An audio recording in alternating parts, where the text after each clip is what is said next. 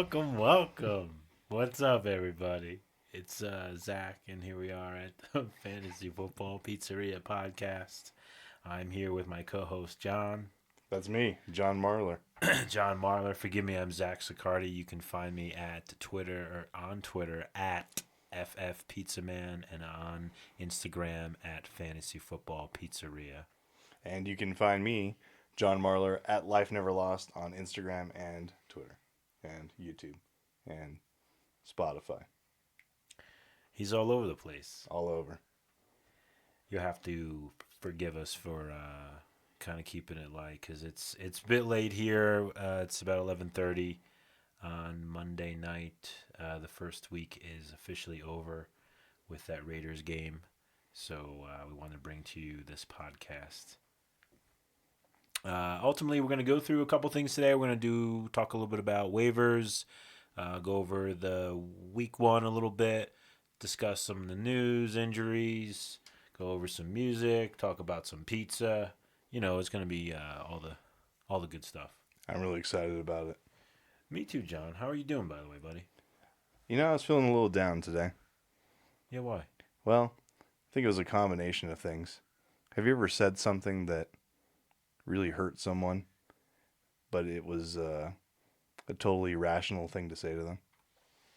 Yeah, sometimes I can be more direct than I think some people are ready for, and I've definitely done it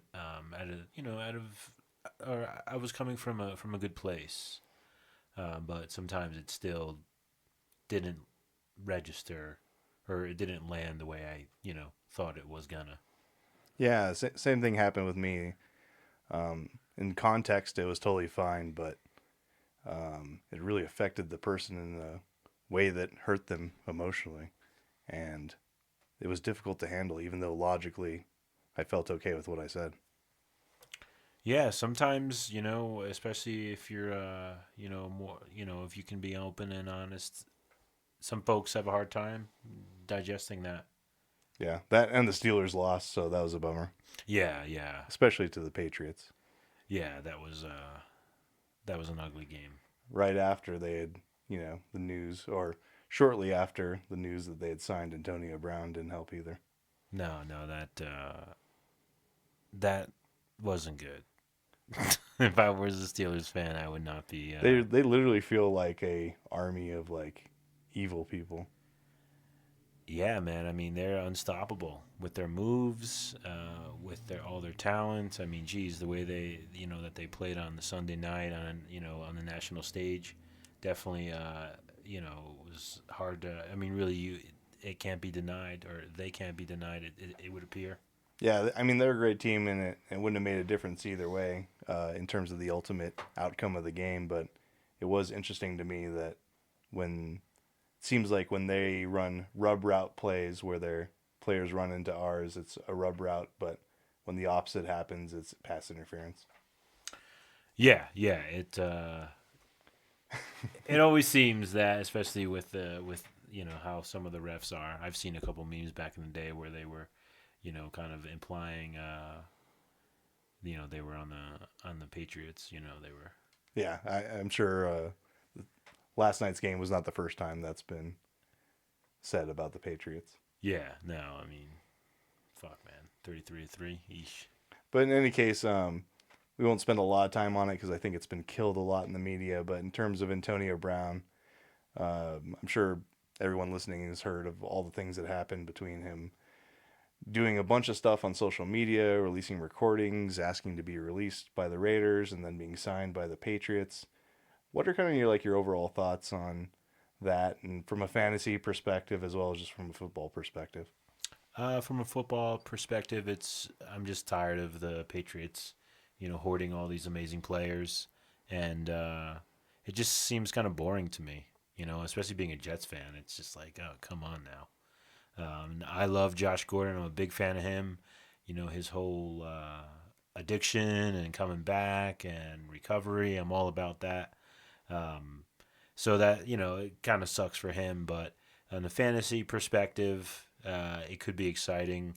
I mean, the Patriots were leaning more towards a run first But here they now have, Gordon and Brown on the outside, and then Edelman in the slot. I mean, even Philip Dorsett looked pretty good. So fantasy wise, it could be interesting. I mean, he upgraded from Derek Carr and the Raiders to Tom Brady and the Patriots. So uh, it'll be interesting. I have him in one league.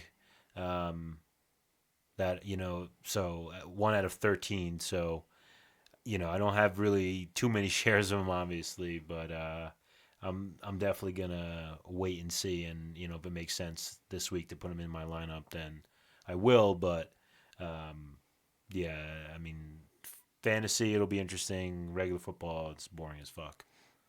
Yeah, and those of you that listened to our last podcast, you heard me tell the story of briefly, very briefly, meeting Jerry Rice and him giving the advice for me to draft Antonio Brown.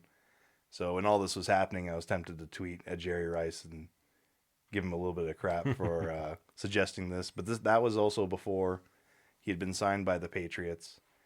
And I think I've come to realize that I really do think that this is just a inside job from the Steelers, that this is actually their grand plan to send Antonio Brown to the Patriots to destroy them from the inside out. That's going to another level of conspiracy than I've heard this weekend. I mean, coming from the Steelers, I mean that'd be kind of intense, but but It'd be a pretty brilliant move, though, right? If this is all orchestrated so that. Because, I mean, if anyone can destroy the Patriots organization from the inside out, I feel like at least AB is the best chance right now. yeah, he would definitely be the biggest cancer that they could possibly take on. But hey, man, I mean, if he does well up there and he can go the Patriot way, all the best. It'll be fun to watch, but all his antics and all that, it's wiggity. Right about the time when, before he had been released and before he had signed with the Patriots, obviously, I had submitted 2 trades to try to get rid of Antonio Brown, tried to get Adam Thielen. Uh, no one decided to take me up on that offer. Not bad though. I mean, as far as reaching for someone who, is very comparable. I mean, Adam Thielen, and then also you never know with trades, man. Just put it out there. If someone wants to catch feelings, let them catch feelings, or the integrity, this, whatever the fuck. But hey, Yeah, and the length of the time that people had to accept the trade was longer than the time that he got traded to the Patriots. So nice. I could have canceled the request, but I left it in there just to see, because even if one person took it, I wouldn't mind Adam Thielen on No, my hell team. no, So. hell no, dude. But in any case, let's go ahead and do a few updates. Something that Zach and I had talked about in terms of, so again, last week we had talked about last year's top 5 passers, rushers, and receivers in terms of yardage. And it's something that I haven't heard other podcasts or other places really kind of talk about or track on a regular basis. And I think it's kind of fun because it's different than what you'd expect. So, prime example, week 1, would you have guessed the passing leader is Bengals quarterback Andy Dalton? New. Yeah, he's leading the NFL right now. Obviously, just week 1, but 418 yards. Then also too, not necessarily known for passing a lot of yards. Dak Prescott at 405, Matt Stafford at 385, Case Keenum, Washington quarterback now, 380, and then Patrick Mahomes at 378. Yeah, Case Keenum, Matt Stafford, boring. But with Matt Stafford, I mean, he's, although he's boring, it can be a reliable start. Andy Dalton, I mean, shit, who would have thunk it? But with Zach Taylor and that offense, it seemed to be a little bit more. There was more of an uptick in it than with Marvin Lewis. So And that was his career high passing yards. was it really? Yeah, Oh, he's wow. never passed for that many yards. Ironic that it was in a loss, but Yeah, it was in a loss, and John Ross had 3 fucking touchdowns. yeah, I mean, they were playing in Seattle. yeah, 158 yards just for John Ross. Yeah, it's insane. And Did you watch any of the Washington game? Case Keenum looked better than I thought. They were leading that game for a while. He did look all right. Him and Terry McLaurin had seemed like they had a pretty good connection, and I did see a good amount of involvement from Trey Wayne, Vernon Davis. So yeah, they were in it longer than I thought they would be. But again, going against the Eagles and just kind of seeing how dominant they are, and kind of seeing where the Redskins are at. Um, So probably not worth picking him up unless you're really in a pinch or it's like a 2 quarterback league, and even then oh no, you'd yeah, have to yeah, weigh yeah, your options yeah. and see what's there. But Yeah, if it's a super flex, sure, you're gonna have someone's gonna own him because he is a quarterback. But yeah, nah, yeah. yeah, nah. So a little less surprising on the top 5 rushers. Number one's Marlon Mack with 174 yards. Running back for the Colts, Christian McCaffrey, 128 yards. Saquon Barkley, Queen. Saquon Barkley, 120 yards. Dalvin Cook, 111, and Mark Ingram, a little bit surprising there, with 107 yards. Yeah, Any thoughts? Any of those performances surprise you? Marlon Mack looked pretty good, and they seemed pretty dedicated to the run. In third and fourth and short situations, they were still feeding him. their offensive line looked real good, man. They were really opening holes for him, and I was happy to see that because with all the Andrew Luck stuff, that whole team seemed to kind of go down in value. So that was a surprise, but I believe one of those was, gosh, it was such a. I'm pretty sure it was like a long screen pass, and he just took right to the end zone. Um, but yeah, no, that was interesting. Marley Mack. Yeah, and Christian McCaffrey's looking like a beast. Oh, he looks awesome, dude. And that one touchdown where he like put his fist into the ground to make sure he didn't, knee didn't touch or anything, and he reached over and over the goal line. It was awesome, dude. Yeah. That's the kind of shit that you want to see. And I'm not sure if these numbers would change, but I should mention that we pulled these stats before the Monday night games. So if Kamara or someone else in the Monday night games had big nights, this may be slightly out of date. Yeah, no, I don't. Yeah, I'm pretty sure this is. Yeah. But in any case, top 5 receivers, I thought this was pretty funny group of people that I'm not sure if anyone would have predicted these are the top 5 guys. Yeah. Sammy Watkins, 198 yards. Michael Gallup, Dallas wide receiver, 158 yards. John Ross, Cincinnati wide receiver, 158 yards as well. Deshaun Jackson, Philadelphia wide receiver, 154 yards. Marquise Brown, also known as Hollywood Brown, Baltimore Ravens rookie wide receiver, 147 yards. I would have, if I had to just guess one of the top 5 receivers, and had 5 guesses, I'm not sure I would have guessed any of these guys. Same here, dude. I mean, geez, Sammy Watkins probably would be the closest, or no, him or Deshaun Jackson, only because he's Deshaun Jackson. He's more of a deep threat. Plus, it's a revenge game. Sammy Watkins is just because it's such a high-powered offense. Michael Gallup, no way. Well, I shouldn't say no way, but unlikely. John Ross, no way. Marquise Brown, highly unlikely. So. Yeah, that's why you just gotta love football, man. You gotta love Week 1. You gotta love looking at these names, talking about them, because honestly, if you can go back to last year on Week 1, it's a kind of a name. In some cases, there's a couple of misfits on there.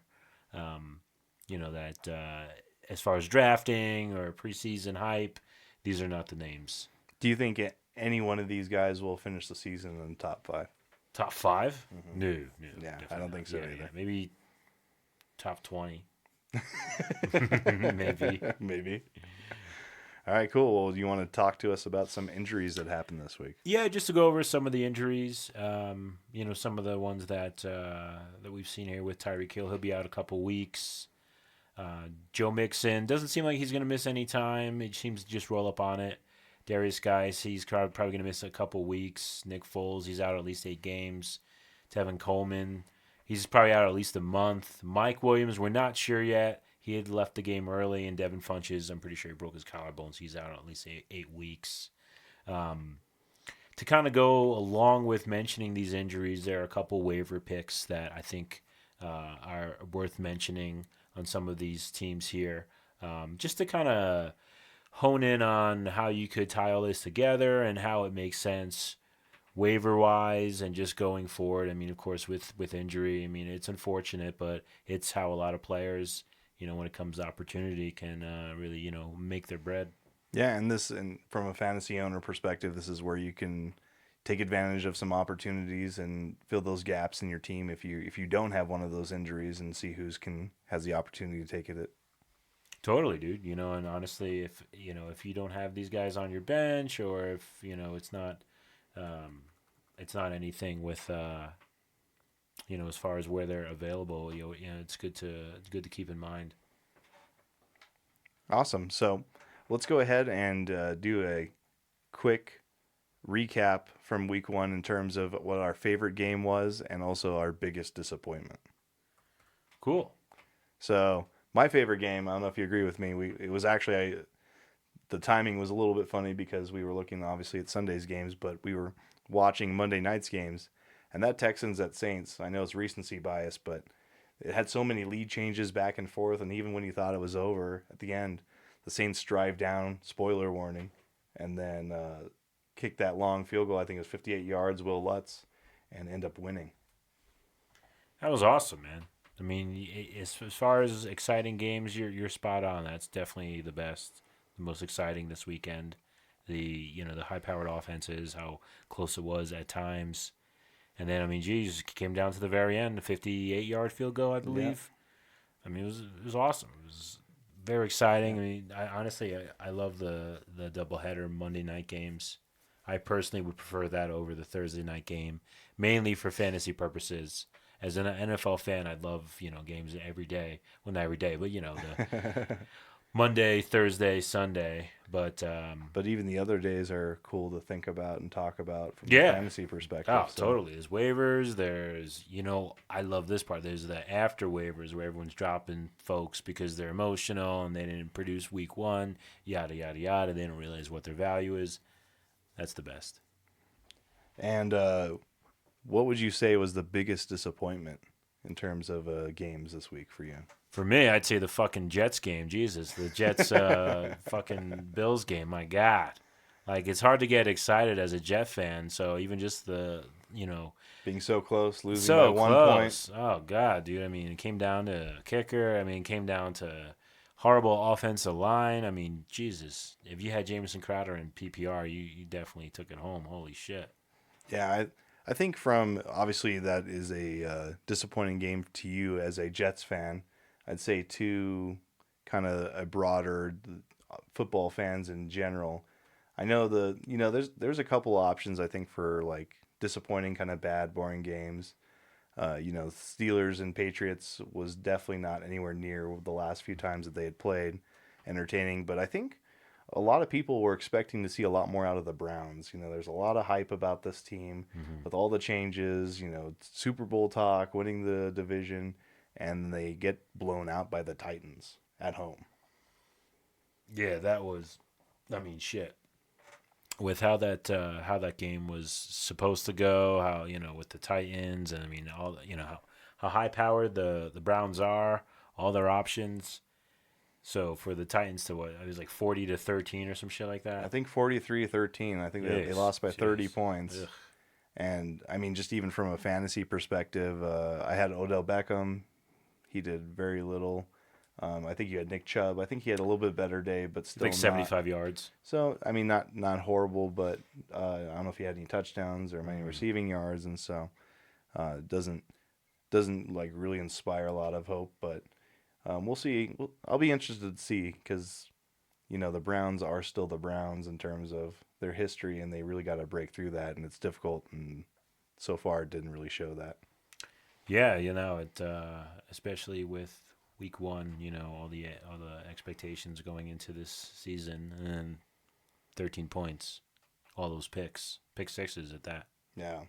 Well, let's go into our pepperoni and pineapple of the week. What is the pepperoni and pineapple of the week, Zach? For So those people who don't know. that's a great question. So the pepperoni ultimately is the player that stands out, whether you had him as a must start or a sleeper that you had a good feeling about.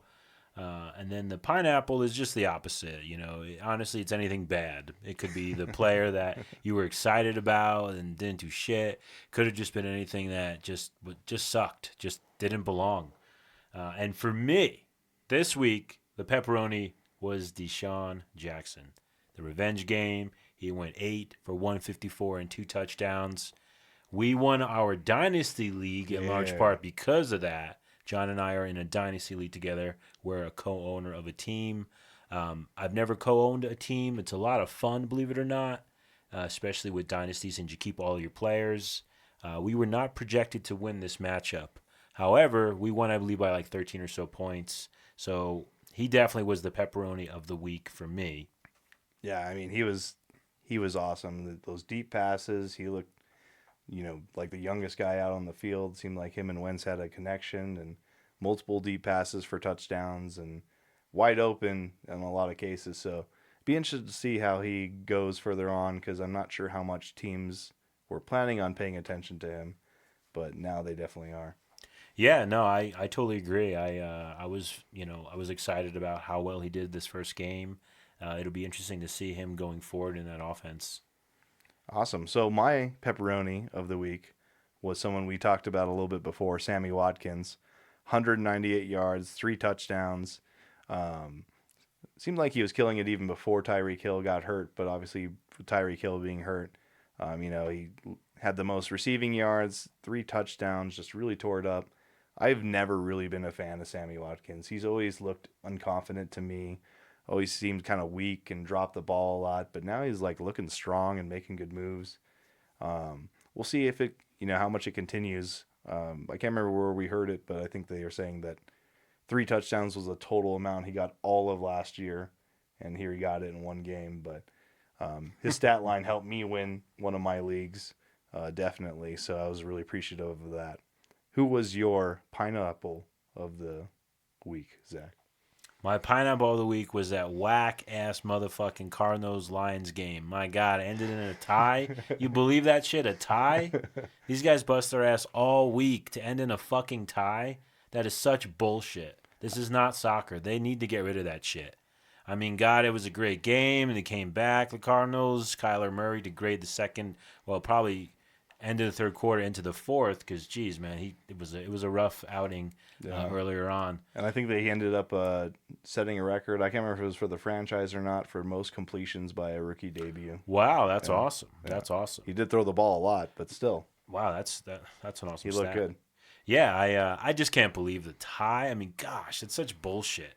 Seriously. I mean, how do you get excited about a fucking tie? I'd honestly rather lose. In my brain, and maybe it's my ego, but I would just rather lose, dude. The fucking Jets lost to the Bills by 1 fucking point. I'd rather, honestly, that shit than 17-17 or 16, wherever the fuck it was. Because to me, it's easy, the pineapple of the week, that bullshit tie. God, this is football. How could you end in a tie? What do you have any suggestions of how they could resolve that? Keep playing. Keep fucking playing. until someone scores. Yeah, they should do some college shit maybe where they put it like on the 25-yard line or some bullshit like that, and they have 5 minutes, and then they do it on the other end of the field for the opposing team. Something like that. I mean, there's probably, there's probably better suggestions out there, but just keep playing. Fucking A. Maybe some carnival style games where there's like clowns that pop up, that and would quarterbacks have to throw and hit the clowns. That would be interesting. However, just keep playing. I mean, fucking A, dude. Or maybe they don't even need to score. Whoever gets like a first down. Something. Or like you got 3 plays. Who can get the most yards on these 3 plays, and that team wins. In hockey, they go to a shootout after the first overtime period. Now, maybe they should kick field goals or some shit from 50-yard line. Start out at 60 yards and work their way in. But seriously, just keep playing. Fucking A. I mean, that is easily the pineapple of the week, that bullshit tie game. Yeah, I wouldn't mind if ties went away. It just seems to make things messy and unnecessary, but there's some options out there. In any case, my pineapple of the week was Mike Evans. I had Mike Evans on a team. I was hesitant about drafting him, but I'd never had him before, and I said, okay, I'm going to take a chance. It seemed like a good timing for me in terms of who was available, so I got a good value for him. Drafted him. He ended up Tampa Bay wide receiver, 2 receptions, 28 yards, 0 touchdowns. No good. Yeah, it was pretty rough for the Tampa Bay in general. We'll see. I don't know. I heard a lot of hype about Jameis Winston and being able to throw the ball and people being excited about him, but he just doesn't. He's never really excited me, and I didn't have a ton of confidence. But there's so much, so many people that were behind him and behind Mike Evans and where he was being drafted. So I took a chance, and I'm already regretting it. Hold on though, man, because it is just the first game. It is honestly, I love Mike Evans. He will definitely return his value. It's just I don't know. The first game, even the first month, is always a little bit up in the air with these guys getting back in the swing of things and figuring things out. They were playing the 49ers, who, I mean, shit, I think if you played their defense, they were the number one defense fantasy wise. Them or the Titans, just based on the amount of pick sixes. Yeah. But yeah, don't be too discouraged on Mike Evans. He's always been pretty reliable and an exciting player. Maybe I should trade him and see if I can get Antonio Brown. Yeah. Hey, there you go. Flip it over like that. There you go. You think Antonio Brown will last the season? I do. I think he'll play out yeah. the whole season. He won't destroy them from the inside out. No, because I think you have to fit to their mold. If not, you're outie. And I mean, they have a recipe for success. So I mean, he just has to fall in line, and it should work out. All right. Well, we will see. In any case, you have some waivers written down here, so some tips on some people that might be good pickups if they're available in your league, and with some percentages of what they're available. Yeah, just to kind of throw this out, just to kind of give you guys an idea of a couple players. You may have heard some of these names, you may not, but either way, something to keep in mind, especially the first 2 weeks of the season. I mean, you can really do a lot of damage on waivers, just based on opportunity, injury, so on and so forth. But for running backs, Gio Bernard, he's only owned in 32% of leagues, which will definitely change, especially with Joe Mixon being a little banged up. And then Adrian Peterson, he's only rostered in 27% of leagues. And was a healthy scratch. Healthy scratch, so first might time even ever. get dropped more. Yeah. But you think he's worth picking up? Definitely, because with Darius Geis having that injury to his other knee and possibly being out multiple weeks, Adrian Peterson is definitely someone I would go after. Same with Chris Thompson. I didn't bother writing down his percentage, but keep an eye out for him as well, especially in PPR. And even Ronald Jones for the for the Tampa Bay Bucks. He looked okay. I believe he had like 75 yards. I'm not excited at all about that team or that backfield, but again, it is waivers. And then lastly for running backs, Raheem Mostert. I know it's like Mostert, but Mustard is just easier to kind of spit out. Yeah, Mostert, if you're trying to look him up in your league. Yeah, he's like owned like nowhere, so you can definitely pick him up. What team does he play for? He plays for that's a great question. He plays for the San Francisco 49ers. He is their running back behind Matt Breida since Tevin Coleman will be out a couple weeks with, I believe, a high ankle sprain. Okay, so yeah. And what about wide receivers? Who do you got in mind? Wide receivers, I just wrote down a couple names. Miko Hardman with Tyreek Hill being injured. Terry McLaurin, just because there's nothing else going on with the Redskins. I mean, even just to have him on your bench, I'm not saying to start him. And then, believe it or not, Danny Amendola. I mean, shit. As someone a little bit deeper, I mean, if you look how Matthew Stafford played with Golden Tate, it could be interesting. Something to kind of keep in mind, especially in PPR. And then just a couple tight ends just to mention, Vernon Davis, TJ Hawkinson if he's available.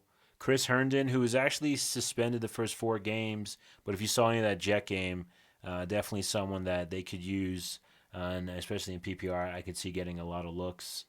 And then Rob Gronkowski. I mean, shit, the way the Patriots are fucking going, seriously, it wouldn't surprise me if he came back to the team. Came back, yeah, and played, the end of the season into the playoffs or something crazy like that. I know it's very far-fetched, but especially if you have a bigger bench and waivers, you just never know. Yeah, and I was distracted by in that game by the pain of the Patriots succeeding, but I don't recall them really passing a lot to other tight ends, so it seems like the opportunity is definitely there. Not that they necessarily needed to. They moved the ball pretty well on their own. Rex fucking Burkhead. I mean, Jesus. They The fuck? made him look like a beast. For But real, if he's on waivers, pick his ass up. The whole thing with New England running backs, it can get a little frustrating. yeah.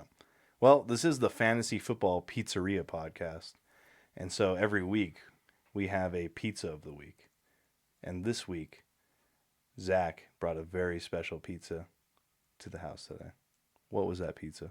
It was a DiGiorno. It's not delivery, it's DiGiorno. And it was fucking delicious. My God, it was delicious.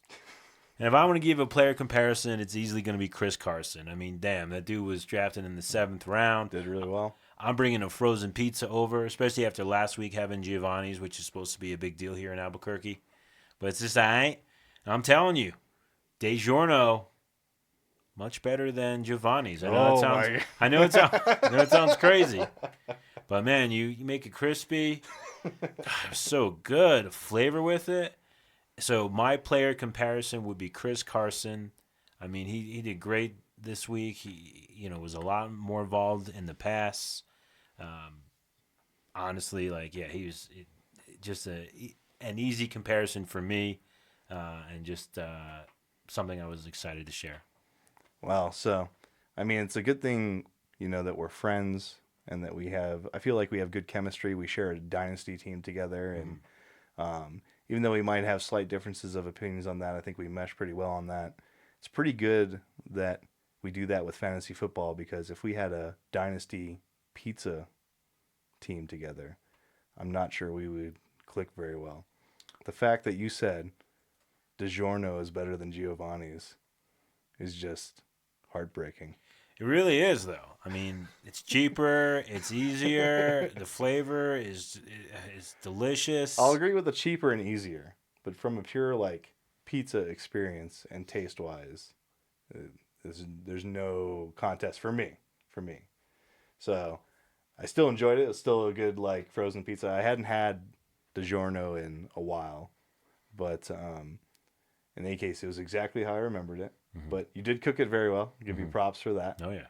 And but the player I would compare it to is more like a DJ Moore for week 1. He got 76 yards. He's the kind of thing if you had to have pizza as opposed to no pizza, he's good to have, but he's no Michael Thomas in terms of pizza caliber. Okay, fair enough. I can respect that, Chris Carson, DJ Moore. Not bad. The truth is probably somewhere in between those two. Yeah, probably. All right. Let's get to know you even more, Zach. What is your Spotify song of the week? So my Spotify song of the week, which is the last song I listened to on my Spotify account, was Nirvana's Aneurysm, live at the Paramount. Love me some Nirvana. Their whole catalog. And this is actually, obviously, a live track. And it was awesome. So good, dude. The lyrics, the way the song's structured. Very, very, very punk. And just one of the Nirvana songs, I don't want to say I forgot, but I was singing to myself. I'm like, damn, this is Aneurysm. And found it on Spotify. They had some live at the Paramount from 91. Really, really cool shit, man. So really excited to share that. Go check it out, Nirvana Aneurysm, live at the Paramount. Do you remember some of the lyrics, in the chorus or anything like that can kind of trigger people's memories if they've heard it before? Let's see here. Not at the moment. Put it on the spot. As you start talking about your song of the week. All right, we'll see if it comes back to you. In any case, man, I'm a big Nirvana fan, so it's cool to hear that. The song doesn't feel as cool as that. It's called La La La by Y2K and Baby No Money, which is spelled lowercase BBNO $. Clever. Yeah. I think they're both Canadian. At least Baby No Money's Canadian. He raps about being Canadian in the song because he's so cold. Oh shit. Yeah. And I don't know, it's just like a really refreshing, catchy beat and fun melody. Pretty nonsense lyrics that's empty, but good time if you want to check it out. Awesome. Yeah, I like how the name's written, and anything that says Y2K, bringing me back. Yeah, for sure. All right, cool. So looking ahead, week two, our game of the week is Saints versus Rams. I was tempted to make it Seahawks at Steelers, but it might seem a little bit biased if we were doing Steelers 2 weeks in a row. But up until I saw the Saints versus Rams, I was like, man, Steelers game looks like the best one. But in any case, Saints looked awesome, like we talked about tonight, Monday night. And Michael Thomas tore it up. Alvin Kamara looked good. Even Ted Ginn had some really good stuff. Maybe worth a waiver wire pickup if he's available in one of your leagues. Rams had a little bit slower start. What do you think of this game? I'll be excited to see this game. I mean, this is sort of the NFC Championship game, which the Rams shouldn't have won, but they did. And you know how well both these teams can play. I mean, the Saints played amazing. They'll be playing. It appears to be in LA. It should be pretty high scoring. I'll be very interested to see players on the Rams. See if Malcolm Brown is gonna um, get a lot more of the goal line looks like he did this week. See how Todd Gurley comes out. Hopefully Brandon Cooks does his thing.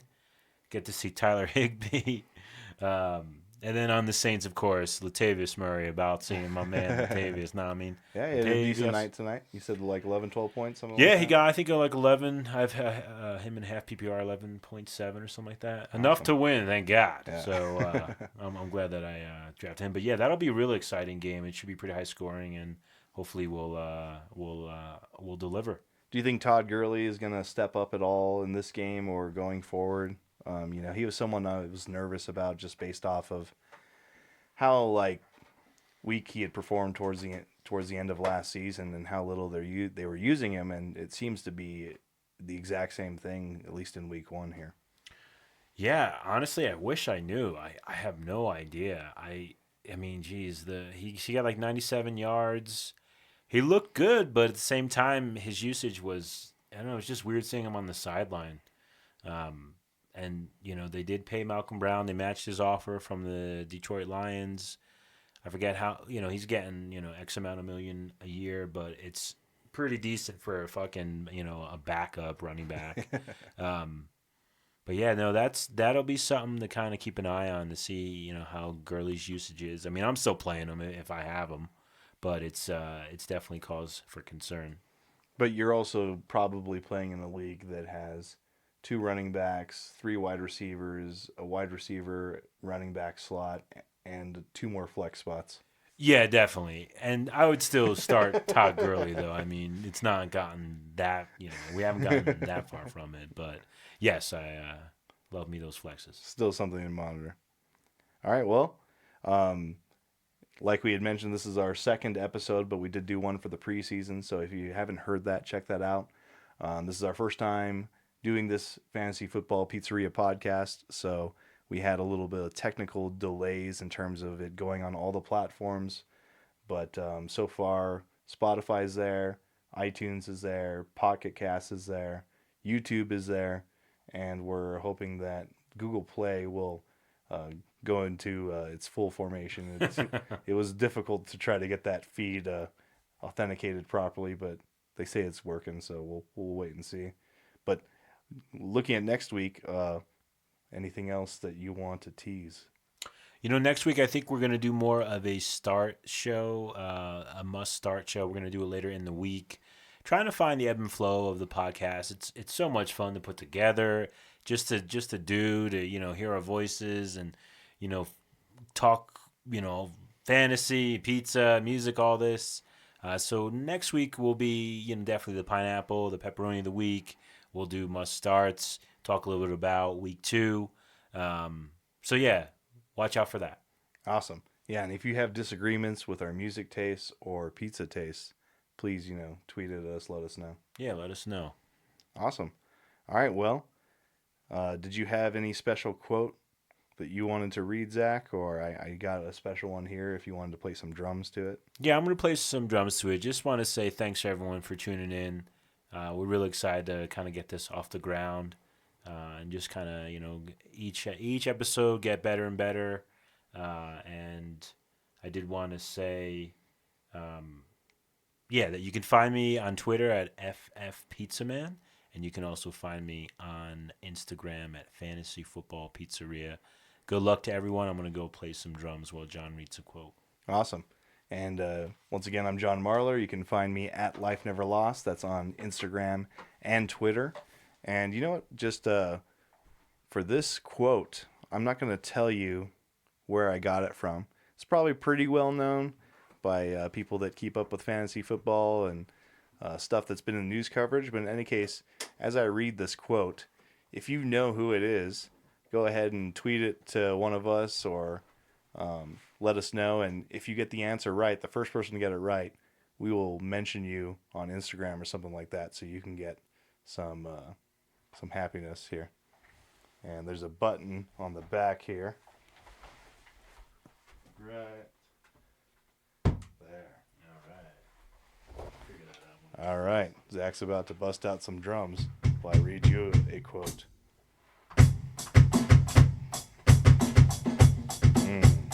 Yeah, that feels good. The child who is not embraced by the village will burn it down to feel its warmth. The end.